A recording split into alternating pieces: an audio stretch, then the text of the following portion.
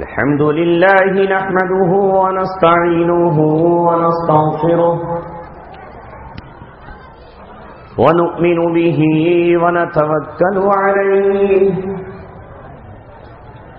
ونعوذ بالله من شرور أنفسنا ومن سيئات أعمالنا من يهده الله فلا مضل له ومن يضلله فلا هادي له ونشهد أن لا إله إلا الله وحده لا شريك له ونشهد أن سيدنا محمدا عبده ورسوله وصلى الله عليه وعلى آله وصحبه وسلم تسليما كثيرا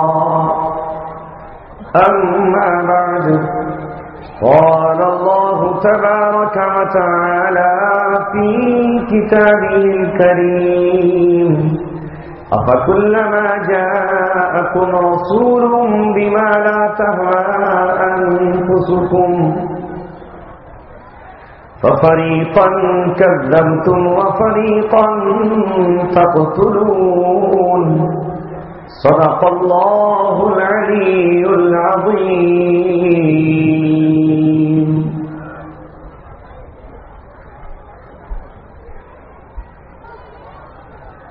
پہلے قوت فکر و عمل فنا ہوتی ہے، پھر کسی قوم کی شوکت پہ زوال آتا ہے. قوت فکر و عمل پہلے فنا ہوتی ہے، پھر کسی قوم کی شوکت پہ زوال آتا ہے. محترم حضرات، مجھے بلاتے وقت ناظم جلسہ نے کہا چلاؤ وہ تیر جو بہتر تیری کمان میں ہے. تو آج کل تیر ہیں ہی کہاں اور کمانے ہیں کہاں مسلمانوں کے پاس؟ تیر کمان تو RSS کے پاس ہے، تلوار تو سکھوں کے پاس ہے، ترشول تو ہندوؤں کے پاس ہے، مسلمانوں کے پاس تو کچھ بھی نہیں ہے. عصا بھی چھوڑ دیا اور بس اپنے نبی کی ان سنتوں کو، جن سنت کو نبی پاک صلی اللہ علیہ وسلم نے زندہ فرمایا تھا، ان سب کو چھوڑ دیا. بس شعر و شاعری کی حد تک ہم یہاں بیٹھے ہیں. یہی وجہ ہے کہ ساری دنیا ہمارا تماشا دیکھ رہی ہے. ہمیں جو چاہتا ہے ڈگڈگی بجا کر نچانے لگتا ہے، جو چاہتا ہے ہمارا حشر وہ کر دیتا ہے جس کا ہم تصور نہیں کرتے. بے شک آج سے 1450 برس پہلے یہ قرآن آیا، جیسا کہ ابھی مفتی عمران صاحب قاسمی دامت برکاتہم جو وفد دارالعلوم دیوبند سے تشریف لائے، انہوں نے بار بار زور دے کر یہ کہا کہ ہمارے پاس قرآن بھی ہے، اللہ بھی ہے، دین بھی ہے، ایمان بھی ہے. اگر کوئی چیز نہیں ہے تو وہ ہمارے پاس عمل نہیں ہے. عمل نہیں ہے. عمل سے زندگی بنتی ہے، جنت بھی جہنم بھی. یہ خاکی اپنی فطرت میں نہ نوری ہے نہ ناری ہے.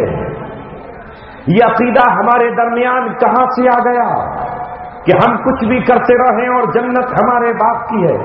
ہم کتنا ہی بڑا جرم کرتے رہیں اور جنت ہمیں مل کر رہے گی. ہم انسانوں کے گلے کاٹیں پھر بھی جنت ہماری ہے. ہم جھوٹ بولیں پھر بھی جنت ہماری ہے. ہم لوگوں کا حق دبائیں پھر بھی جنت ہماری ہے. ہم اپنے چہرے یہودیوں جیسے بنائیں پھر بھی جنت ہماری ہے. ہم لباس عیسائیوں کا پہنے پھر بھی جنت ہماری ہے. زنا ہم کر رہے ہوں جنت ہماری ہے. شراب کے جام ہم پی رہے ہوں جنت ہماری ہے. ہم سود کھا رہے ہوں، سودی لین دین کر رہے ہوں، جنت ہماری ہے. ایسا کیسے ہو سکتا ہے؟ یہی بھرم، یہی خیال یہودیوں کو ہوا اور وہ یہ سمجھتے تھے کہ ہم بھی نبیوں کی اولادیں ہیں، رسولوں کے بیٹے ہیں، ہمارے پاس بڑی بڑی کتابیں آئی ہیں، اس لیے ہمیں جنت میں داخلے سے کون روک سکتا ہے۔ آج معاف فرمائیے، آج کے مسلمان کی صورتحال وہی ہے جو کل کے یہودیوں اور بنی اسرائیل کی تھی۔ جلسے تو بہت ہے، رات دن سن رہے ہیں، لیکن حال یہ ہے کہ سمعنا و اطعنا کہنا چاہیے تھا کہ ہم نے سن لیا اور مان لیا، ہم نے آج سن لی، اب تک تو سنا نہیں تھا، مگر اب سن لیا تو عمل کریں گے۔ مگر کیفیت وہی ہے جو یہودیوں کی تھی کہ سمعنا وعصینا، سن لیا ہم نے، مانیں گے نہیں، کرنی نافرمانی ہی ہے۔ جب ان سے کہا گیا تھا کہ اس گاؤں میں داخل ہونا، قولوا حطۃ نغفر لکم خطایاکم، تم حطۃ کہتے ہوئے داخل ہونا، شہر میں داخل ہونا تو سر جھکاتے ہوئے داخل ہونا، اللہ کی تعریف کرتے ہوئے داخل ہونا، لیکن جب وہ اس شہر میں، اس گاؤں میں داخل ہوئے تو حطۃ کہنے کے بجائے کہہ رہے ہیں حنطۃ فی شعیرۃ، حنطۃ فی شعیرۃ، اور بجائے سر کے بل پیروں کے بل جا رہے ہیں۔ جو بات اللہ نے کہی تھی فبدل الذین ظلموا قولا غیر الذی قیل لهم، جو ان سے کہا گیا تھا ان سے بدل دیا۔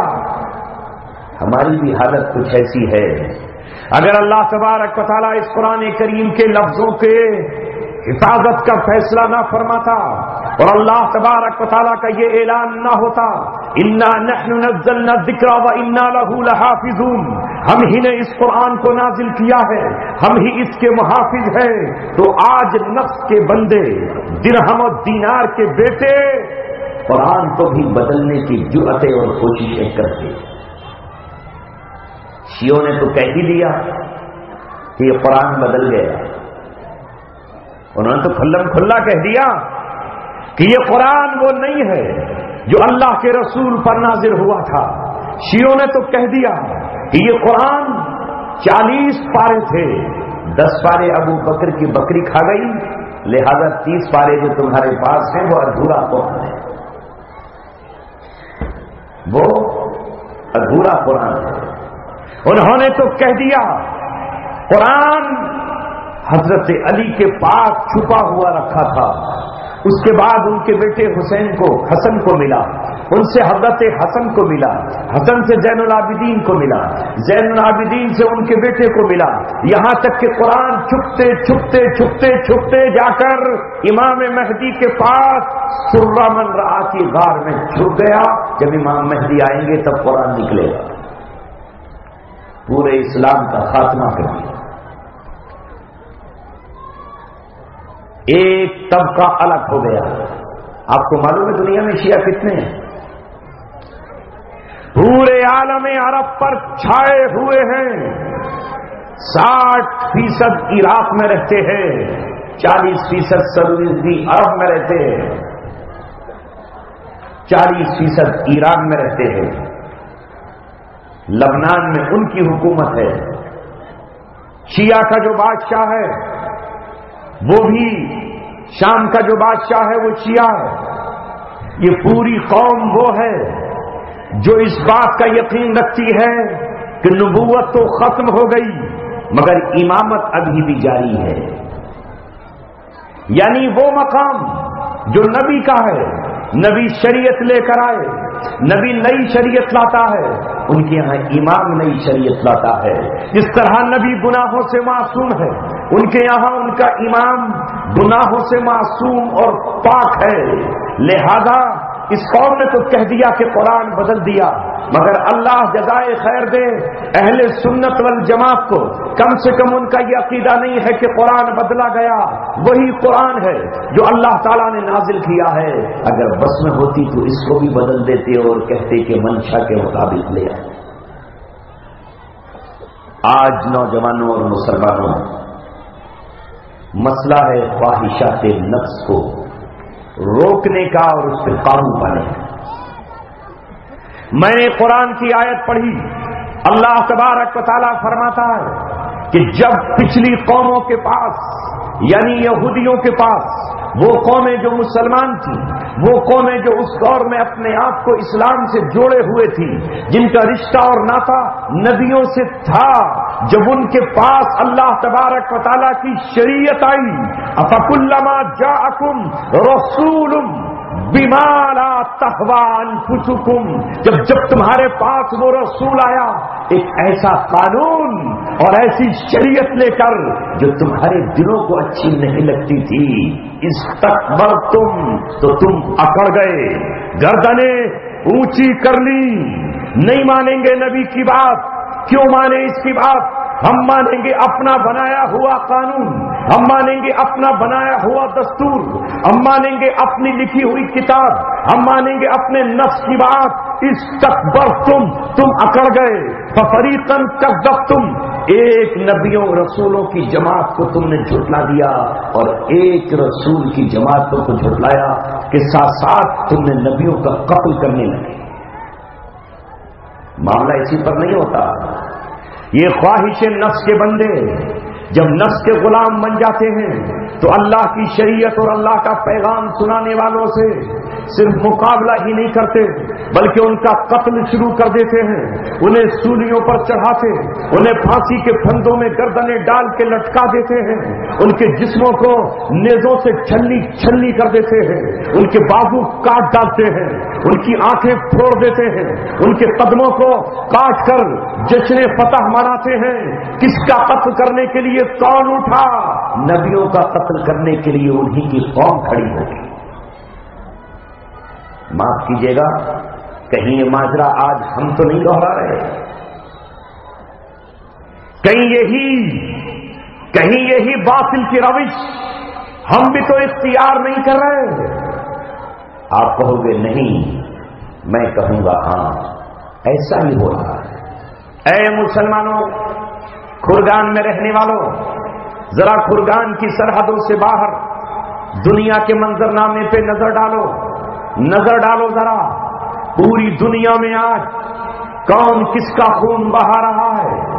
آپ پوری دنیا میں نظر ڈالو، کس نے کس کا خون بہایا اور ابھی تک بہایا جا رہا ہے۔ میں زیادہ دور آپ کو لے جاؤں اس سے پہلے میری ذمہ داری ہے کہ میں آپ کو آپ کے پڑوسیوں کی طرف ذرا آپ کی نظر دوڑاؤں۔ ایک اس جانب آپ کے مشرق میں آپ کی بنگلہ دیش ہے اور مغرب میں آپ کے وہ خطہ ہے، نام تو اس کا پاکستان ہے، مگر آج اہل حق نے اس کا نام ناپاک رکھا ہے۔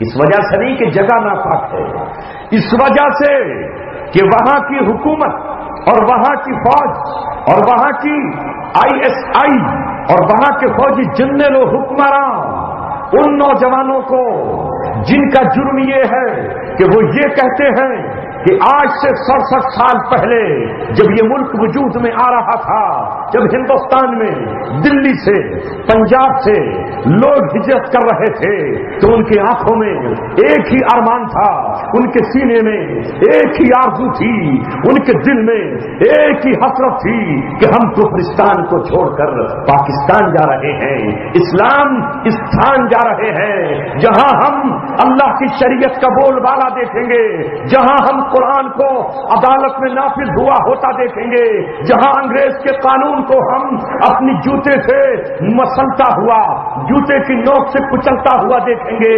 مگر 67 سال تک یہاں کی فوج انگریزوں کے قانون کا دفاع کرتی رہی، انگریز کے قانون کو ملک ہم پر تھوپتی رہی۔ عدالت میں اللہ کی کتاب نہیں بلکہ وہ قانون لکھا ہوا ہے جو انگریزوں کا پسندیدہ ہے، عدالت کا نظام وہ ہے جو انگریزوں کا ہے، ملک کا نظام وہ ہے جس کا اسلام سے کوئی لینا دینا نہیں ہے۔ وہ نوجوان جو سڑکوں پر نکلے اور انہوں نے نعرہ لگایا کہ اس ملک کا نظام مصطفیٰ ہونا چاہیے، یہاں کا دستور قانون الہی ہونا چاہیے، یہاں کی عدالت میں قرآن رکھا ہونا چاہیے، کسی عیسائی کو یہ حق نہ ہو کہ وہ جج بنا دیا جائے، کسی قادیانی کو یہ حق نہ ہو کہ وہ عدالت میں چیف جسٹس بن جائے۔ تو آج وہاں کے حکمران جو اپنے آپ کو مسلمان کہتے ہیں، جو مسلمانیت کا دم بھرتے ہیں، ان نوجوانوں کو رات کی تاریکی میں جیل سے نکال کر لا رہے ہیں اور تختہ دار پر پھانسی کے پھندوں پر لٹکا رہے ہیں۔ نہیں ہو رہا یہ؟ کیا میں غلط کہہ رہا ہوں؟ مشرق میں جاؤ، جو آج کا بنگلہ دیش ہے، کل کا مشرقی پاکستان تھا، قافلے یہاں سے ہجرت کر کے گئے تھے۔ ہم نے تو تاریخ پڑھی ہے، منظرنامہ تاریخ کا پڑھا ہے، انسانوں کی لاشوں سے بھری ہوئی ٹرینیں دونوں طرف منتقل ہوئی، اس کا غم نہیں کہ وہ قتل کر دیے گئے، وہ تو ایمان کی بنیاد پر نکلے تھے، وہ تو ہجرت کی تاریخ دہرانے کے لیے نکلے تھے، وہ تو صحابہ کا منظرنامہ دنیا کو پھر سے بتانے کے لیے نکلے تھے۔ فقد وقع اجرہ علی اللہ، ان کی اگر موت آئی تو وہ اللہ کے راستے میں تھی، ان کا اگر لہو بہا تو وہ رب کے راستے میں تھا۔ اس کا تو غم نہیں ہے، غم اس کا ہے کہ خون کے ان قطروں اور ان قربانی کو آج جائزہ کر دیا گیا۔ بنگلہ دیش کی وہ فاحشہ عورتیں جو یہودیوں کی باہوں میں بانٹیں ڈال کر ناچتی بھی ہے اور آبرو بیچتی بھی ہے، جنہیں اسلام اتنا بھی حق نہیں دیتا کہ وہ مسجد میں جا کر مؤذنی کر سکے، ان کو یہ حق بھی نہیں ہے کہ وہ امامت کر سکے، مگر وہ انگریزوں کے سہارے آج جب تخت پر بیٹھی ہے تو مولاناؤں کو، علماؤں کو، قرآن کی بات کرنے والوں کو پھانسی پر چڑھا کر کے انگریز یہودی اور عیسائیوں کو کچھ کر رہے۔ کیا وہی ہم نہیں کر رہے کہ آج قرآن ہمارے سامنے آ کر وہ شریعت پیش کر رہا ہے جو ہمیں اچھی نہیں لگ رہی، تو ہمارے جن کے پاس طاقت ہے وہ اس گروہ کا، جس گروہ کے دل میں یہ ارمان ہے کہ اللہ کی شریعت ہی ساری دنیا کے مسائل کا حل ہے، اللہ کا قانون ہی غریب و امیر کو انصاف دے سکتا ہے، دنیا کیوں بلک رہی ہے، کیوں صفے ماتم بچھی ہوئی ہے؟ ہاشم پورہ اور ملیانہ کے مقتولوں کو انصاف نہ مل سکتا تھا اگر تم اس عدالت سے انصاف کی امید لیے بیٹھے تھے تو یہ احمقوں کی دنیا میں جینا ہے۔ انصاف تو اللہ کی کتاب قانون دے سکتا ہے، اور انصاف دنیا پر اسلام کے وہ جیالے دے سکتے ہیں جن کے سامنے صرف قرآن کی محبت ہو۔ ہاں، اگر سپریم کورٹ کا جج قرآن کا عالم اور حافظ ہوتا اور دلی کے تخت پر اورنگزیب جیسا بادشاہ بیٹھا ہوتا تو ہاشم پورہ اور ملیانہ کے قاتلوں کو گرفتار ہی نہیں کیا جاتا، انہیں بھی مقتولوں کی طرح قتل کیا جاتا، اور جب تک وہ دور نہیں آئے گا تب تک تمہیں انصاف نہیں ملے گا۔ مگر اس کی مخالفت کون کر رہا ہے؟ کون کر رہا ہے؟ سعودی عرب سے لے کے یمن تک، صومالیہ سے لے کر شیشان اور افغانستان تک کون کر رہا ہے؟ 13 سال تک افغانستان میں جو خون کی ہولی کھیلی گئی، امریکہ کے لانچر کس کے کاندھوں پر تھے؟ وہ بھی مسلمان تھا جس کا نام حامد کرزئی تھا، جو اپنا 8-10 سالہ دور مکمل کر کے یہودیوں سے بھیک مانگ کر اپنی جیب بھر کر دنیا سے چلا گیا۔ اب اس کے نقش قدم پر اشرف غنی آیا ہے۔ کون طاقت ہے وہاں؟ امریکہ تو نہ ٹک سکا، امریکہ تو بھاگ گیا، وہاں آسٹریلیا تو نہ ٹک سکا، مگر وہ جو اپنے آپ کو مسلمان کہتے ہیں وہ آج بھی اسلام کی راہ میں رکاوٹ بنے ہوئے ہیں اور ان مسلمانوں کا قتل کر رہے ہیں جو یہ کہتے ہیں کہ اللہ کی شریعت میں شراب حرام ہے۔ ہم وہ نظام لانا چاہتے ہیں جو شراب کو چلنے نہیں دے گا، وہ نظام لانا چاہتے ہیں جس میں شراب پینے والوں کو کوڑا لگایا جائے گا، اسلام صرف تقریروں اور تحریروں کا دین نہیں ہے. محمد رسول اللہ وہ انقلاب لے کر آئے جس میں باطل کو جڑوں سے اکھاڑ کر پھینک دیا گیا. ایک بار دنیا کا مسلمان جب تک باطل کے محل کی اینٹیں نہیں بلکہ اس کی بنیادوں کو ہلا کر اور اس کی باطل ایک ایک اینٹ کو اکھاڑ کر نہیں پھینکے گا تب تک دنیا میں اسلام غالب نہیں آ سکتا ہے اور دنیا سے ظلم کا خاتمہ نہیں ہو سکتا. نعرہ تکبیر، نعرہ گلوبل، نعرہ تکبیر، نعرہ گلوبل. مگر آج دنیا میں تماشا بنا دیا گیا. جس طرح کل نبیوں کو کہا گیا یہ واجب القتل ہے، حضرت عیسیٰ کو قتل کی تیاریاں کی گئیں. جب محمد رسول اللہ نے یہ بات پیش کی تو جیسے ابھی آپ نے سنا آپ کے خلاف ماحول بنایا گیا کہ آپ کو قبیلے کا ہر سردار قتل کر دے. مگر چونکہ اللہ نے اپنے رسولوں کی حفاظت کا وعدہ کیا ہے اور ان کے غلبے کا وعدہ کیا ہے، اللہ نے کہہ دیا ہے کتب اللہ، اللہ نے لکھ دیا ہے لأغلبن انا ورسلی، میں اور میرا رسول غالب ہو کر رہیں گے. محمد رسول اللہ کو قتل کرنے کے لیے 100 اونٹوں کا انعام رکھ دیا گیا. جو ان کو زندہ لائے یا قتل کر کے ان کا سر لے آئے اسے 100 اونٹوں سے نوازا جائے گا. گویا وہ اس زمانے کے واجب القتل آتنکوادی یا دہشت گرد قرار پائے.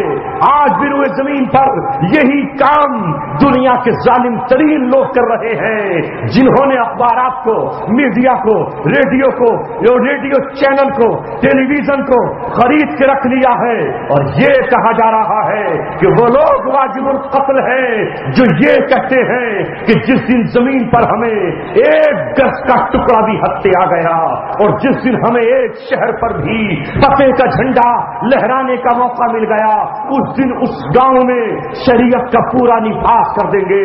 کوئی بیٹی بن برقعے کے نہیں نکلے گی، کوئی شخص سود کا کام نہیں کرتا نظر آئے گا، کوئی گھر شراب کے جام نہیں اپنے گھروں میں چھپا کے رکھ پائے گا. لہذا وہ لوگ دنیا میں آج آتنکوادی قرار دیے جا رہے ہیں.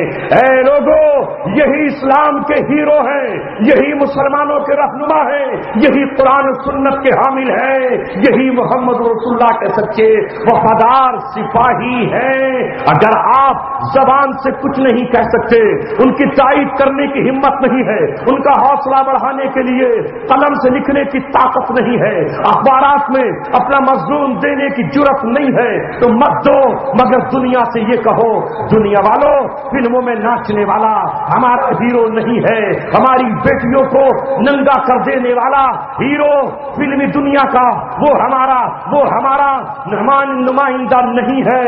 ہمارے نمائندے وہ ہیں جو دنیا کے کسی شہر اور کونے میں رہتے ہیں مگر وہ اللہ کی شریعت کے لیے زبان، دل، دماغ، عقل سب کچھ لگا رہے ہیں. جس دن ساری دنیا کا مسلمان یہ سمجھ جائے گا خرگان ہی نہیں پوری دنیا میں اسلامی انقلاب کی لہر آئے.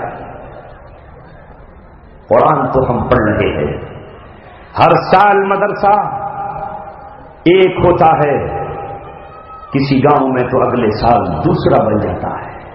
حفاظ تو ہم نے دیے الحمدللہ، قرآن کے قاری تو ہم نے تیار کر دیے، عالم تو ہم نے ہندوستان ہی نہیں دنیا کے کونے کونے میں بکھیر دیے.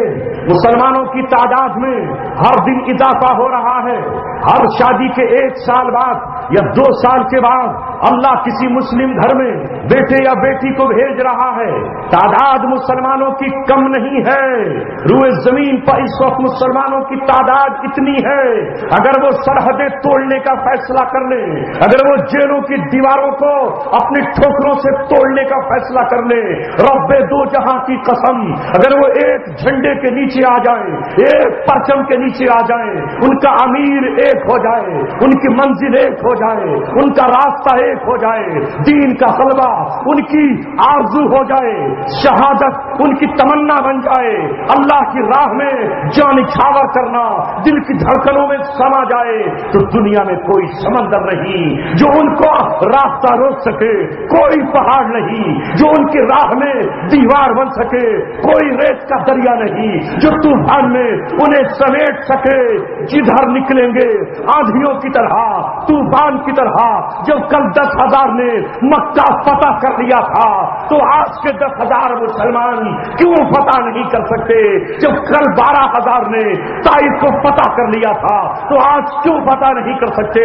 جب کل 3,000 نے طارق بن زیاد کی قیادت میں اسپین کو فتح کر لیا تھا تو آج کے 3,000 مسلمان دوبارہ اسپین کو کیوں فتح نہیں کر سکتے؟ کل جب سلطان محمد فاتح کی قیادت میں قسطنطنیہ پر، رومیوں کے محل پر، ان کے قصر صدارت پر مسلمانوں نے جھنڈا لہرا دیا تھا تو آج وائٹ ہاؤس پر کیوں نہیں لہرا سکتے؟ مگر شرط یہ ہے کہ مسلمان کو اپنے گناہوں سے توبہ کرنی ہوگی، شراب چھوڑنی ہوگی، لڑکیوں کی تصویریں دیکھنے سے آنکھوں کو بند کرنا ہوگا، پھر سے اپنے کاندھے میں حقیقی تیر اور ترکش لٹکانے ہوں گے، اور حضرت علی کی سنت پر چڑھتے ہوئے کبھی خیبر کا رخ کرنا ہوگا تو کبھی بنو قریظہ کا وہی حشر کرنا ہوگا جو رسول اللہ نے غزوہ احزاب کے بعد کیا تھا، کبھی احزاب کی طرح پیٹ پہ پتھر باندھنے ہوں گے تو کبھی کھجوروں کی گٹھلیوں کو اپنے منہ میں ڈال کر روحانی طاقت حاصل کرنی ہوگی۔ اللہ اس دن کے انتظار میں ہے جب ایسے دیوانے میرے گھر سے اٹھے، آپ کی چوکھٹ سے اٹھے، آپ کی گلیوں سے اٹھے، خانقاہوں سے نکلے، مدرسوں سے تیار ہو، مسجد کے حجروں سے باہر نکلے اور میدان سجا دے، بدر جیسا سما بنا دے، احد جیسا تاریخ دوہرا دے، تبوک جیسی منظر پیش کر دے، منظر پیش کر دے، فتح مکہ جیسا حالات سامنے رکھ دے دنیا کے، طائف جیسے ڈٹ جائے غزوہ حنین کی طرح، تو انشاءاللہ یہ زمین بھی ٹھنڈی ہو جائے، آسمان کے روتے ہوئے آنسو خود بخود ٹھہر جائے، اللہ کا عرش، اللہ کا عرش کب کپاتے ہوئے آپ کی طرف نظریں دوڑائے۔ حضرت مولانا آصف صاحب جن کی دعا پر اور تقریر پر آج کے اجلاس کا اختتام ہوگا وہ تشریف لا چکے ہیں، میں ان کے بیچ اور آپ کے بیچ زیادہ دیر حائل نہیں ہو سکتا۔